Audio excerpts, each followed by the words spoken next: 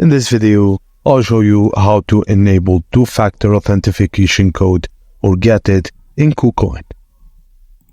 Firstly, go to Google account and click on your avatar in the top left corner.